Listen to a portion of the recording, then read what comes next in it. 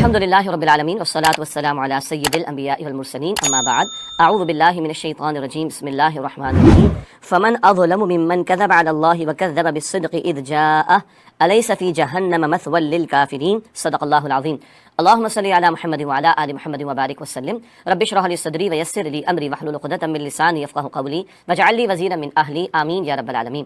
ناظرین کرام السلام علیکم ورحمۃ اللہ وبرکاتہ۔ الحمدللہ مضامین قرآن حکیم کا بیان سلسلہ وار جاری ہے اور اس کا خلاصہ یعنی خلاصہ مضامین قرآن حکیم ہم آپ کی خدمت میں پیش کر رہے ہیں۔ آج انشاءاللہ قرآن حکیم کے 24 پارے کے مضامین کا ہم تجزیہ کریں گے۔ قرآن حکیم کے 24 پارے میں سورہ زمر کے آخری 5 رکوع اور سورہ مؤمن مکمل 9 رکوع پر مشتمل اور سورہ حامیم السجدہ کے 6 رکوع میں سے 5 رکوع اس پارے میں شامل ہیں۔ آئیے آج کا مطالعہ ہم شروع کرتے ہیں۔ باقاعدہ سورہ زمر ہے، رکوع نمبر 4 آیات 32 تا 41۔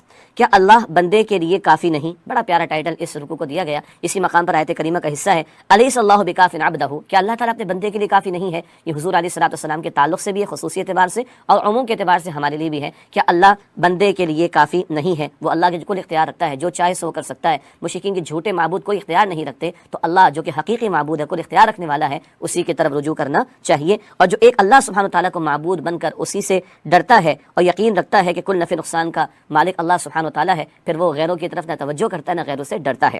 اس کے بعد رکوع نمبر 5 ہے، سورہ زمر کی آیات 42 تا 52۔ شفاعت اللہ تعالیٰ ہی کے اختیار میں ہے۔ ذکر ہے کہ مشرکین مکہ وہ خود ساختہ معبودوں کے بارے میں گمان رکھتے تھے کہ یہ قیامت کے دن ہمارے شفاعت کرنے والے ہوں گے۔ بتا دیا گیا شفاعت کا کل اور مکمل اختیار اللہ کے پاس ہے، اس کے سوا دیگر معبود وہ بے اختیار ہیں۔ اللہ جس کو اجازت دے گا وہی شفاعت کرے گا اور اللہ جس کے لیے پسند فرمائے گا اسی کے لیے شفاعت کی جائے گی۔ جو لوگ آخرت کی باز پرس اور پوچھ گچھ سے بچنا چاہتے ہیں وہ غلط رویے اختیار کر کے بہانے تراشتے ہیں اور خود ساختہ معبودوں کے بارے میں گمان رکھتے ہیں کہ یہ ہمارے شفاعت کرنے والے ہوں گے اور یہ ہمیں چھڑا لیں گے۔ اللہ سبحانہ وتعالیٰ نے یہاں پر بتا دیا کہ یہ لوگ جتنا چاہیں بھونڈے عقیدے اختیار کر لیں اور کوئی ممکنہ شے فریے کے طور پر دینا بھی چاہیں کہ عذاب سے بچ جائیں، کوئی ان کو بچانے والا نہیں ہوگا۔ ان کے جرائم سامنے آ جائیں گے اور انہیں ایسا برا عذاب دیا جائے گا جس کا وہ گمان بھی نہیں کر سکتے۔ اس کے بعد رکوع نمبر 6 ہے، سورہ زمر کی آیات 53 تا 63۔ گنہگاروں کے لیے انتہائی امید افزا بشارت۔ اس مقام پر آیت نمبر 53 ہے جو قرآن حکیم کی سب سے بڑھ کر امید افزا آیت ہے۔ قل یا عبادی الذین اسرفوا علی انفسہم لا تقنطوا من رحمۃ اللہ ان اللہ یغفر الذنوب جمیعا۔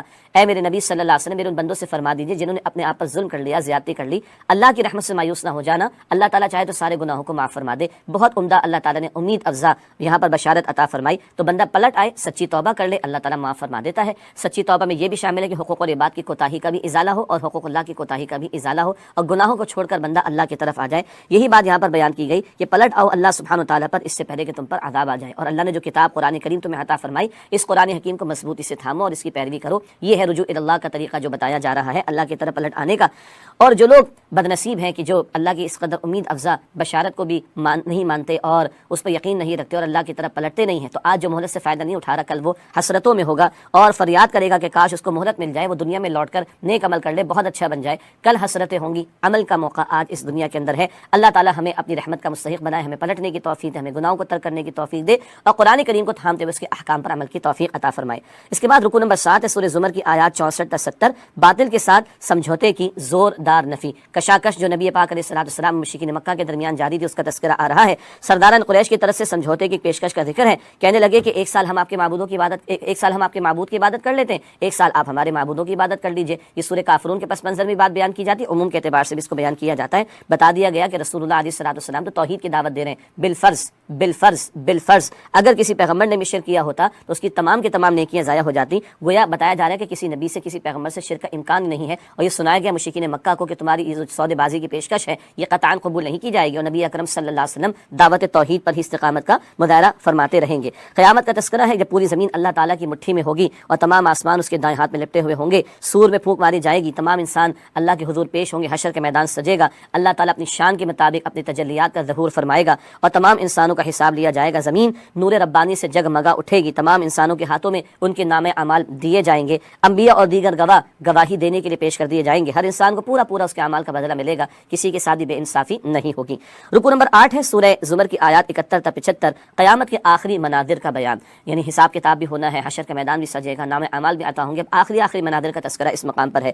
بتایا گیا کہ کفار گروہوں کی صورت میں جہنم کی طرف ہانکے جائیں گے، جہنم کے دروازے بند ہوں گے جیسے کسی قید خانے کے دروازے بند ہوتے ہیں۔ جہنم پر مأمور فرشتے پوچھیں گے کیا تمہارے پاس رسولوں نے آ کر تمہیں اس دن کے بارے میں خبردار نہیں کیا تھا؟ اقرار کریں گے ہاں ہاں، لیکن ہماری بدقسمتی کہ ہم نے توجہ نہیں دی۔ فرشتے کہیں گے کہ جاؤ اور ہمیشہ کے لیے جہنم میں داخل داخل ہو جاؤ، اللہ تعالیٰ مجھے اور آپ کو جہنم کے عذاب سے بچائے۔ اس کے برعکس متقی یعنی نافرمانی سے بچنے والوں کے لیے بھی ایک اعلان ہوگا، ان کو گروہ کی صورت میں جنت کی طرف لے جایا جائے گا، اس کے دروازے پہلے سے کھلے ہوں گے، مراد ان کو ویلکم کہنے کے لیے، ان کا استقبال کرنے کے لیے۔ جنت پر مأمور فرشتے ان کے لیے اعلان فرمائیں گے، جنت میں داخلے کا مبارکباد پیش کریں گے اور بشارت دیں گے ہمیشہ کے لیے داخل ہو جاؤ اس جنت میں، اس کی نعمتوں سے لطف اندوز ہونے کے لیے۔ اہل جنت اللہ تعالیٰ کا شکر ادا کریں گے جس نے اپنا وعدہ پورا فرمایا ہوگا اور جنت کی وسیع سرزمین کا ان کو وارث بنا دیا ہوگا۔ آخری معاملہ یہ ہوگا، فرشتے اللہ کے عرش کے گرد گھیرا ڈال کر اس کی تسبیح کر رہے ہوں گے، ان کے درمیان بھی کوئی ایک اختلاف رائے اگر ہو جاتا ہے تو اس کا بھی فیصلہ بالآخر فرما دیا جائے گا اور تمام فرشتوں سے اعلان کروا دیا جائے گا الحمدللہ رب العالمین، سبحان اللہ۔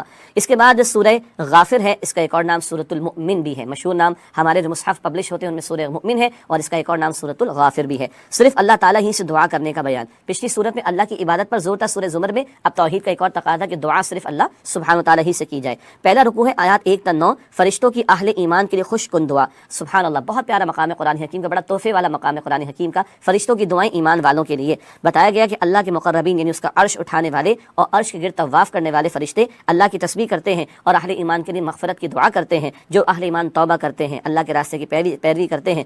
فرشتے یہ بھی دعا کرتے ہیں اللہ اکبر کہ اے اللہ نہ صرف ان مؤمن بندوں کو بلکہ ان کے اہل ایمان باپ دادا اولاد بیویوں کو بھی جنت عطا فرما اور انہیں ہر طرح کی سختی سے اور عذاب سے بچا لے۔ اللہ تعالی ہم سب کے حق میں فرشتوں کی دعاؤں کو قبول فرمائے۔ ادھر زمین پر بندے ایمان والے ہوں، توبہ کرنے والے، نیک اعمال کرنے والے ہوں تو عرش کو تھامنے والے فرشتے ادھر آسمانوں پر اوپر اللہ اکبر ان زمین والے بندوں کے لیے دعائیں کر رہے ہوتے ہیں، سبحان اللہ۔ رکو نمبر 2 ہے سورہ غافر کا، آیات 10 تا 20، اہل جہنم کی عبرت ناک بیزاری۔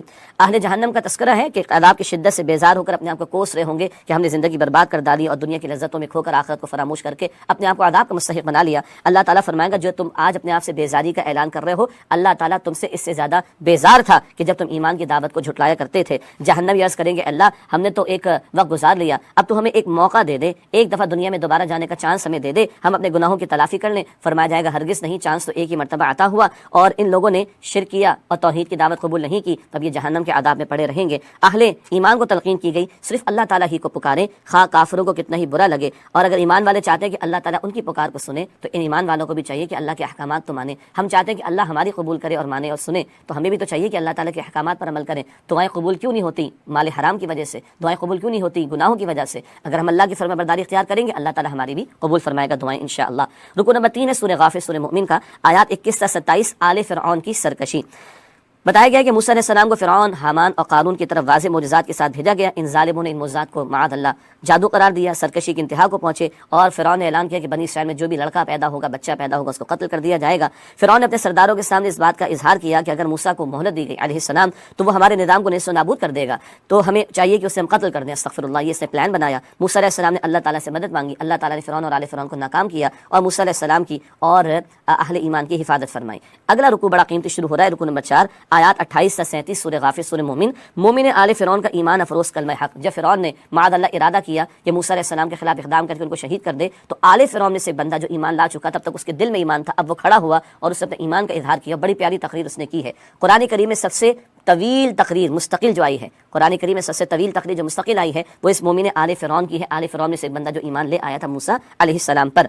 اس نے کہا تقریر کرتے ہوئے اس بندہ مومن نے کہ تم ایک ایسے انسان کو شہید کرنا چاہتے ہو جو کہتا ہے کہ اللہ میرا رب ہے، بالفرض اگر اس کا دعویٰ درست نہیں تو اس کو سزا مل جائے گی، لیکن اگر وہ اللہ کا سچا رسول ہے تو پھر اس کو جھٹلانے کا وبال ہم پر آ کر رہے گا۔ بڑی پیاری اس نے بات کی، سمجھانے کا بڑا پیارا انداز اس نے اختیار کیا۔